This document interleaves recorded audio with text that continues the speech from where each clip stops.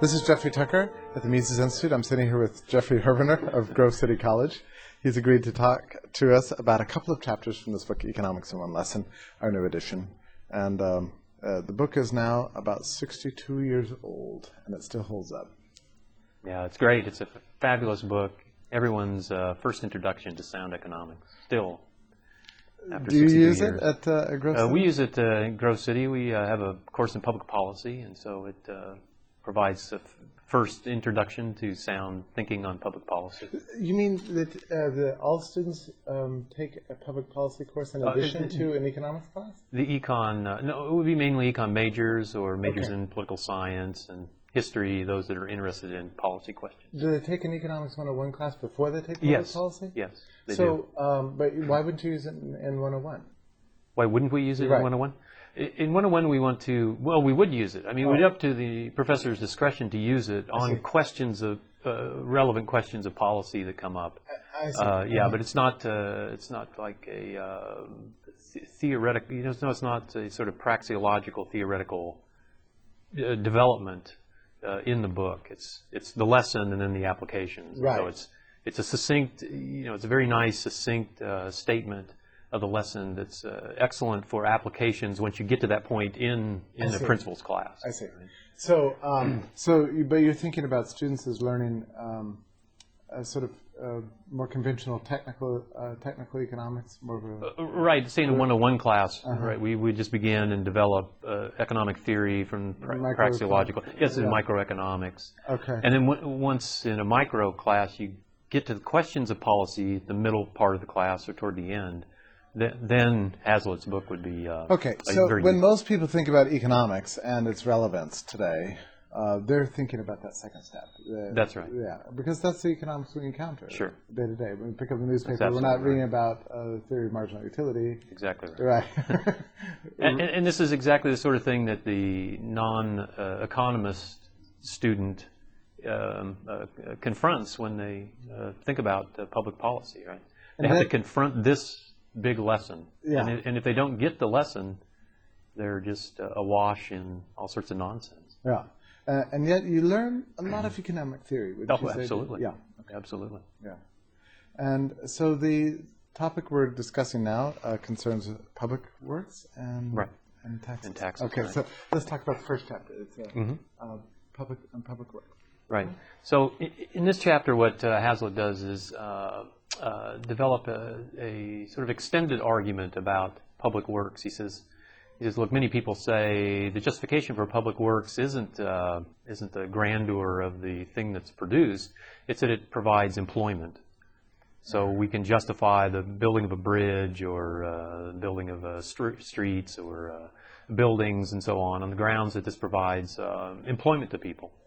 And of course, the point he's making is that this is always diversion, right? We're simply diverting employment from one area to another, precisely because the expenditures to build the public works require taxation, and so we're just funneling, right, shifting the resource use. And again, this basic notion of scarcity and the reallocation of things is totally lost on non-economists or those who aren't introduced to economic reasoning. Right. And so it's a wonderful point. So this is 1946, and very fresh in his mind is the experience of the New Deal and World War II. And this is a very common argument. It is very common. He gives the example the TVA, one of the public works projects that he uses to illustrate his point. Right. Yeah, he talks about the grandeur of the wonderful the dams and all the things, wonderful things generated from this electricity. And this is what you see. This is what you see, but you do not see the diversion, right? What it's been diverted from. Yeah. And of course, he doesn't really, to make his point, this is the beauty of Hazlitt's writing, he doesn't really have to go deeply into the sort of theoretical background, sort of what's behind the weighing of the different values of things that are produced in one area of the economy relative to another, in order to drive this point home. So you don't find extended discussions about, entrepreneurial calculation and, how a profit has to be the test of whether or not the thing is justified and so on and so forth to see that he's right about this. Yeah. And yet it does strike you as somewhat absurd that bureaucrats could decide, we need an enormous dam over there, don't we? That's right. We need a highway here. That's right. I mean, how do we know these things? Yeah. How do we know? Yeah, but he raises this question, and he sort of his rhetoric is sort of we always dwell just only upon the thing that we see, and we ignore the thing that we do not see. What happens to our analysis if we include the thing we do not see? Right. And he just leaves it at that point. Right? Now it's not so much an argument you hear these days, is it, that public works are necessary to employ people? You don't hear it that much. No. You do sometimes. It's more sector specific, like, well, here's a population that's sort of distressed in some way. Right. But it's not a macroeconomic. No, you're right about that. Yeah, like you said before, it's in the context of the Depression. Yeah. And that he's thinking about. It's because unemployment is so low now. Right. And yet, the magazines and newspapers are filling up now with the news of the impending movement towards national service. Right? Very true. Yeah. And so the idea is that you just enslave people between the age of 18 and 20, or 21 or 22. But you have to, and I guess this argument in some way impacts on this, doesn't it? Leaving aside human rights considerations. Yeah, right. Yes, there's the mundane economic aspect. So apply it to that. So that would be the diversion again, right? So we see what the public service would be done by this conscripted labor, but we don't see the value of the alternative. And of course, when we think more deeply about it, we realize that, again, here's a question of entrepreneurship, of the individual's entrepreneurial choice to say, I, in my own mind, can weigh these alternatives. Should I, work in a soup kitchen for the summer? Should I volunteer for the Peace Corps? Should I go into business and become an entrepreneur? Should I go to a graduate school and extend my education and so on? Right. That the individual person is perfectly capable of making this decision based upon his own entrepreneurial abilities. Can you imagine what it will mean for national productivity, if you care about that kind of thing, to rob the economy of 2 or 3 years? It's amazing. Of young people's lives. Yeah. Get them, away from webmastering and gaining skills in the private sector. No, it's have horrible. them doing what? Yeah, who knows what, right? That's the scary part, right? I mean, who knows what? It could be anything. It's whatever the politicians dream up. Dream up, and they dream a lot. Yeah. They all have a dream. I'll become spies. that's the idea. Make sure we support Homeland Security or whatever the thing is. Now, the next chapter deals with taxes, and it's a topic on which you've written. And the title is Taxes Discourage Production, which, once you hear those 3 words, it sounds unobjectionable. And yet it requires some fleshing out, doesn't it? Right, and what Hazlitt says in this chapter is, again, the repetition or application of the basic lesson. So, so we have this case, where the subsidy is provided to someone and everybody says hurrah and look at the wonderful thing that's been done by the state and how it's benefited the recipient, person A, let's say. But they totally ignore, they realize that taxes have been raised to pay for this, but they ignore the effect on the behavior of B, the state of condition that B is in, right? They dwell upon the condition of A, the allegedly improved condition of A. Yeah. And so he simply says, well, look, let's consider this. What happens when you tax the productivity of the productive output of someone? Well, they're not going to just sit still for this, right? It changes their behavior. Just like the subsidy changes the behavior of A, presumably for the better, but not obviously necessarily.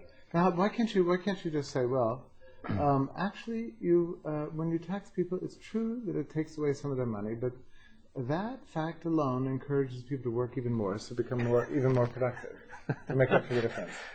Well, yeah, people do kind of try to claim this, but of course, this sort of a confusion of the notion of productivity, right? What exactly do we mean by productivity? We're producing value. Okay, so what is the value that we're producing? Who decides on what is a valuable thing to be produced? And of course, this is the producer. This is Hazlitt's point, right? What's being produced is what the producer himself deems to be valuable. And so if he's, he runs a business and he's not being taxed, or he's being taxed lightly, and so he's producing goods in his business and selling them.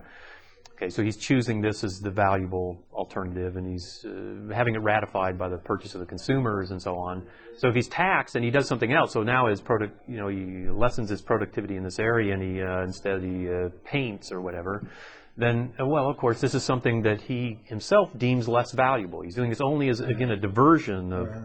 And so his productivity is diverted. If he works harder in his business to produce extra income to make up for this, he once again is diverting, right, from things that he personally considers more valuable into less valuable. Time. So the objective features of what he does in his action aren't definitive in determining what is production or what is productivity.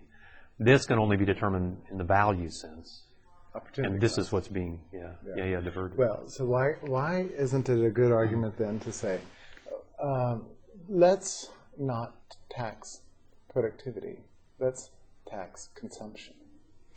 Right. Well, this is Rothbard's great contribution, right, in tax incidence theory, where he pointed out that all taxes are, in fact, income taxes. So if you tax consumption, that tax gets imputed back to production. In other words, a businessman who... You mean all taxes are taxes on production? On production. What did I say? Income. Well, same thing. Okay. Well, in the context of our discussion, we can treat that as the same thing. Yeah, they're taxes on wealth, or things produced, right? Okay. So the idea would be if you tax consumption, you have a sales tax, or you have a general sales tax, or an excise tax, or something like this. That once again, it's the entrepreneur who decides how to adjust to this. He isn't a passive recipient of the taxation or payer of it. He adjusts his production. What he does, of course, is of necessity, since his costs are raised by the taxes, he has to lower his costs in other areas. This means lessening his demand for labor, shrinking back his capital expenditures, and so on. So this falls upon someone's income. Some producer's productivity is impacted by this. Yeah. So there's no way to tax that's right. Consumption. No, really. Consumption cannot be taxed. It can't be taxed. No, it can't be. Only things produced, only wealth, only income. But it's often said that, if we tax, put a sales tax on beer or cigarettes or whatever the thing happens to be, then the producer's not paying, and it's only the consumer, and then that becomes voluntary, because then you can choose not to purchase it. This is a very... Yeah, I once had this conversation actually at an academic conference I had presented something on taxation, and I was making this previous point that we made about taxes being imputed backwards, and he said, no, he made exactly your point, right? No, wait a minute, isn't this just sort of voluntarily paid by the consumer? And I said, sure, right, this is Rothbard's point too, right? A consumer voluntarily pays the full price, and all the costs of production, including taxes, are taken out of this, so to speak, or covered by that revenue for the entrepreneur. It's the entrepreneur who's being coerced. He's the one who is fills the hand of the state, pressing upon him to take his income. Right. And then his behavior changes. So without the hand of the state here, his production decisions are different, and prices are mitigated, and supplies are increased, and incomes are higher, and so on. Yeah. Now, whenever I've... let me ask you this. When you present to your students various arguments about the impact of taxes on economic growth, does anybody ever raise their hand and say, well, Professor Herbener, how do you propose taxes be structured in a way that will not be damaging? Right. In fact, I teach the course in public finance at Grove City College. And so I kind of avoid this this line of questioning by beginning at the very starting point of analysis, to take students through step by step the production on the market and so on and so forth, and then the theories of market failure and what have you. So that by the time we get to the point where we're discussing the taxation and the transfers of resources, they've been disabused of the notion that, look, the government has to have a certain tax base in order to provide this or that particular good or set of goods, because these are public goods, or the market has failed here, and there's an externality and something has to be done by the state. But at least when you're going to, if you're going to impose a tax, at least be aware of the cost. Right? Right. And it is true that there are perhaps taxes, one could say that the extent to which a tax is neutral is not the same for every tax. Yeah. Right? So Rothbard himself points out that this is one of the strikes against income taxes. Yeah. Income taxes tend to, in practice, actually be less neutral because there's more revenue taken by the state than, say, an excise tax or a tariff or something like this, right? And it's fascinating how our public policy ethos seems to recognize the truth of what Hazlitt is saying. Whenever you have proposals from the left and the right for so-called tax holidays. Yes, that's right. Suddenly. Isn't it strange? Yeah. Suddenly our eyes are open. Yeah. Let's have a tax holiday. Oh, that'll be great for business. Yeah. It's funny. Why don't we just make it everywhere? Right? Yeah, permanent all over the whole country. Yeah.